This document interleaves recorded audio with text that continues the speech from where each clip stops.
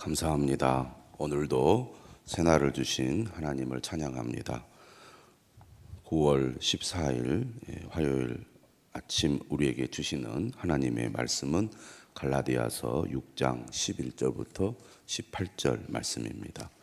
오늘로 갈라디아서 말씀이 끝이 납니다. 사도 바울은 갈라디아서 마지막 단락에서 편지의 중요한 내용을 요약하고 있습니다. 편지를 마무리하면서 편지를 통해서 그가 하려고 했던 중요한 주제를 반복하는 경우가 있지만 갈라디아서처럼 이렇게 특별히 더 강조하는 경우는 드물 것입니다. 11절이죠. 내 손으로 너희에게 이렇게 큰 글자로 쓴 것을 보라. 이 표현은 당시 일반적으로 편지를 쓸 때 대서인을 통해서 편지를 작성하는 것이 관례였던 것을 이해하면 어떤 말인지 이해가 될 수 있습니다. 그러니까 바울이 말로 불러주면 다른 사람이 편지를 기록했을 거라는 것이죠. 큰 글자로 썼다는 것은 바울이 친필로 사인을 한 것을 가리킨다고 하겠습니다. 아마 바울의 시력이 좋지 않은 것도 이유가 아니었을까 추측이 됩니다. 12절이죠. 무릇 육체의 모양을 내려 하는 자들이 억지로 너희에게 할례를 받게 함은 그들이 그리스도의 십자가로 말미암아 박해를 면하려 함뿐이라.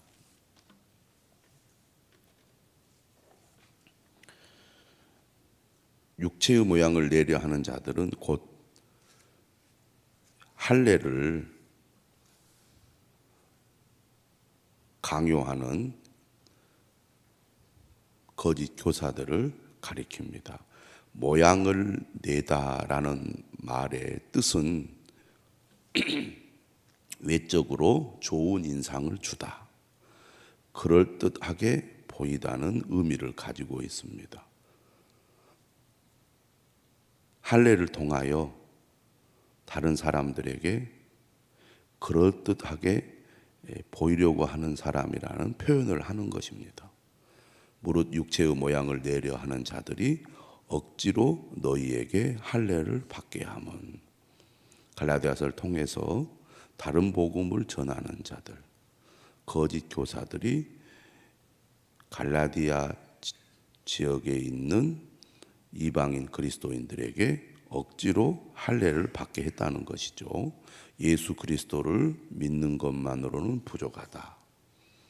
아브라함의 자손이 되려면 할례를 받아야 한다라고 주장했다는 말입니다. 그런데 그들이 그렇게 한 진짜 목적이 무엇이냐? 진짜 목적이 무엇이냐? 오늘 이 마지막 부분에서 사도 바울은 그들이 갈라디아 교인들을 진짜 생각하고 그들에게 복음을 주기 위해서 이렇게 한 것이 아니라고 오늘은 말하고 있습니다. 그들은 누굽니까? 육체의 모양을 내려 하는 자들이죠. 그들이 그리스도의 십자가로 말미암아 박해를 면하려 함뿐이라. 그리스도의 십자가로 말미암아라는 말은 예수 그리스도를 믿는 것으로 인해서 박해를 받는 것을 피하려고 한다, 그런 얘기입니다. 초대교회 당시에 유대인 그리스도인들은 유대교와 어떤 관계에 있었느냐? 유대교의 한 분파에 속해 있는 그런 집단이었다는 것입니다. 그러니까 유대인들은 하나님을 믿는 사람으로서 예수 그리스도를 따르는 사람들도 같은 유대인으로 하나님의 율법을 지키는 자라고 생각을 했던 것이죠. 그런데 그들이 하나님의 율법을 벗어나서 이상한 주장을 하고 이상을 행동을 하니까 저들을 이 이스라엘 민족과 공동체에서 추방을 시켜야 하는 그런 이제 대상이 되는 거니까 예수님을 믿지만 여전히 유대인으로서 그 유대인의 이 사회에서 자신들이 존재해야 되니까 유대교로부터 뭔가 박해를 받거나 비난을 당하지 않고 그 속에 있으면서도 안전하게 예수 그리스도를 믿겠다는 그런 생각들을 유대인 그리스도인들은 하고 있었다는 얘기죠. 그런 의미에서 할례를 통하여 우리도 유대인으로서 율법을 지키고 있다. 유대교를 믿는 당신들과 다르지 않다는 것을 이 할례를 통하여 뭔가 내세우려고 한 것이라는 거죠. 전체 유대교의 한 분파로서 유대교의 주류 집단에게 육체의 모양을 내려고 한 것입니다. 어떻게 보면 우리가 이 나라에서 살고 이 나라의 구성원으로서 살아갈 때 그리스도인들이 이 사회로부터 손가락질을 받으면서 당신들은 대한민국 사람으로서 자격이 없고 이방인이다 이렇게 낙인이 찍히면 이 사회 안에서 생활하는 것 또 신앙생활하는 것도 힘들지 않겠습니까? 유대 사회가 막 그런 환경이었기 때문에 유대인 그리스도인들은 할례를 통하여 자신들의 정체성이 유대인이라는 것을 내세우려고 했던 것 같습니다. 그렇기 때문에 그들은 이방인들을 유대인화함으로써 동족 유대인을 향하여 자기의 자랑거리를 쌓으려고 했던 것입니다. 너희들이 유대인이 아닌 사람들에게도 그리스도를 전하는데 그들은 율법을 모르는 이방인들 아니냐. 어떻게 그들과 너희들이 하나가 될 수 있느냐. 그러면 너희들도 이방인과 똑같은 죄인으로서 우리 유대 사회에서 함께 우리와 살아갈 수 없는 죄인들이다. 이렇게 낙인 찍힐까 봐 우리가 이방인들에게도 예수 그리스도를 전하지만 그들도 우리와 똑같이 할례를 받는다. 이렇게 내세움으로써 박해를 면하려고 했다는 얘기입니다.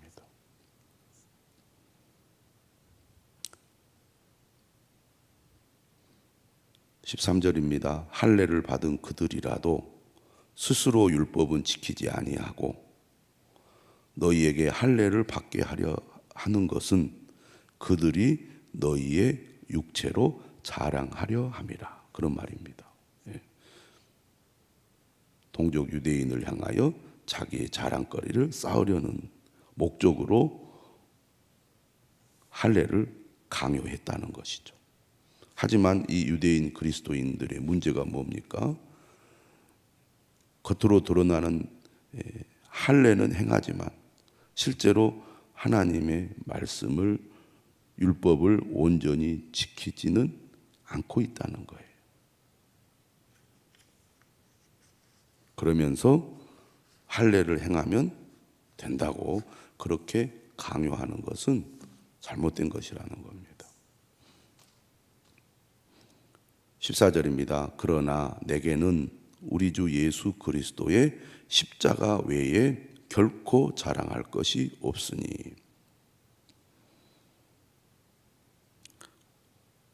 바울은 오직 우리 주 예수 그리스도의 십자가의 죽음만이, 그로 인하여 우리가 의롭다함을 받는 믿음만이 우리에게는 유일한 자랑거리라는 것입니다.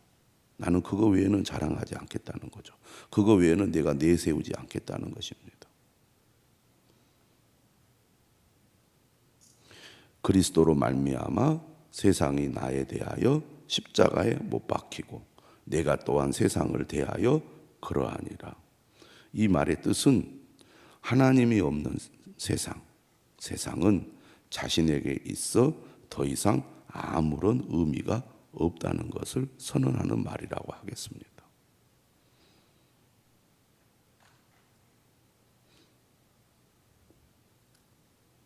오직 예수 그리스도의 십자가만이 나에게 의미가 있다는 것이죠. 그러므로 15절에 뭐라고 말합니까? 할례나 무할례가 아무것도 아니로되. 할례를 받아야 아브라함의 자손이 된다, 이렇게 주장하는 유대인 그리스도인들을 향하여 할례나 무할례는 옛 시대에 통용되었던 것이지, 이제는 예수 그리스도로 말미암아 새로운 시대가 시작되었잖아요. 새로운 시대. 그걸 오늘 15절은 뭐라고 표현을 하냐면 오직 새로 지음심을 받은 것, 이렇게 표현합니다. 이걸 다르게 표현하면 새 창조라는 의미를 갖고 있습니다. 매일 성경이 그렇게 표현하죠. 새로 지으심을 받는 것은 직역하면 새 창조다. 고린도후서 5장 17절 말씀, 누구든지 그리스도 안에 있으면 새로운 피조물이라고 하지 않았습니까? 이전의 세대가 악한 세대라고 한다면 예수 그리스도의 십자가의 사건으로 펼쳐진 시대는 바로 하나님 나라입니다. 하나님 나라. 그러므로 그리스도인들은 악한 세대에서 하나님 나라에 속한 자가 되었고 하나님 나라에 속한 삶을 시작한 사람들이라고 할 수 있습니다. 육체와 세상으로 대변되는 이전 세대에서는 할례와 무할례의 구분이 중요했다면 이제 새 창조의 시대에는 더 이상 그러한 것들이 의미가 없다는 얘기죠.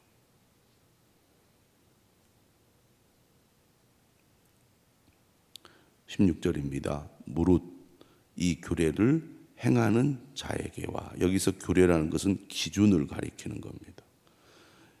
이 기준이란 예수 그리스도의 십자가 사건을 통해 주어진 새로운 창조 속에 살아가는 그런 삶의 기준이라고 하겠습니다. 새로운 창조. 이 규례를 행하는 자에게와 하나님의 이스라엘에게 평강과 긍휼이 있을지어다. 하나님의 이스라엘이라는 말은 무슨 뜻이냐면 앞에서 말하는 아브라함의 자손이라는 의미와 같은 개념입니다. 그러니까 진정한 아브라함의 자손, 약속의 자손이죠. 누가 진정한 아브라함의 자손이고 하나님의 이스라엘입니까? 그리스도를 믿고 따르는 자들이 진정한 하나님의 이스라엘이고 아브라함의 자손이라는 말입니다. 그런데 뭐라고 그가 마지막 인사를 하느냐면 무릇 이 규례를 행하는 자, 오직 예수 그리스도의 십자가만 자랑하는, 십자가의 은혜로 의롭다함을 받는다고 믿는 사람들, 바로 하나님의 이스라엘에게 평강과 긍휼이 있을지어다.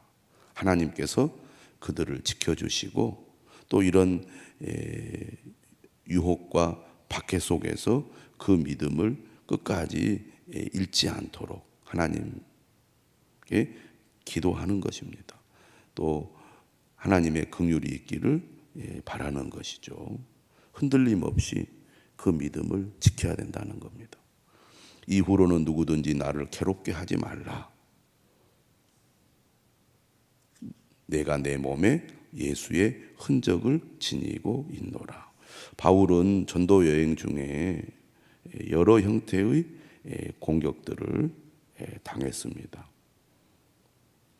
그러다 보니까 그는 그 박해와 고난 속에 상처를 많이 입었던 것 같아요. 갈라디아 교인들은 바울이 복음을 전하다가 얻은 상처가 있다는 사실을 알고 있는 사람들입니다. 내가 내 몸에 예수의 흔적을 지니고 있다. 흔적이라는 헬라어 단어가 스티그마라는 말인데, 스티그마. 그리스도를 주인으로 모신다는 종의 표식을 자기가 가지고 있다는 것입니다. 그만큼 바울은 예수 그리스도의 복음 때문에 고난을 겪었고 그로 인한 상처들을 가지고 있었다는 얘기죠. 그런데 지금 이 갈라디아 교회의 문제로 인해서 바울을 지금 힘들게 했잖아요. 거짓 교사들이 힘들게 했을 뿐만 아니라 그들을 추종하는 갈라디아 교회 일부 교인들이 사실 바울의 마음을 아프게 한 겁니다. 더 이상 그렇게 하지 말라는 말이라고 하겠습니다. 그러면서 마지막으로 인사말로 끝이 납니다. 형제들아, 우리 주 예수 그리스도의 은혜가 너희 심령에 있을지어다. 우리 주 예수 그리스도, 오늘 우리 주 예수 그리스도란 말을 2번이나 하고 있습니다. 우리 주 예수 그리스도의 은혜. 어떻게 보면 이 모든 것이 다 우리 주 예수 그리스도의 은혜에 다 함축이 된다고 하겠습니다. 우리는 우리 주 예수 그리스도의 은혜로 오늘 이 자리에 있습니다. 우리 주 예수 그리스도의 은혜로 악한 세대에서 건짐을 받았습니다. 우리 주 예수 그리스도의 은혜로 우리가 하나님 앞에 의롭다함을 받게 되지요. 우리 주 예수 그리스도의 은혜 아래 거할 때 우리는 이 거짓 가르침과 세상의 악한 유혹과 죄로부터 우리가 승리하게 될 것입니다. 오늘 우리 사랑하는 모든 성도들의 심령에 그리고 삶의 가정에 일터에 우리 주 예수 그리스도의 은혜가 가득하시기를 주님의 이름으로 축원합니다.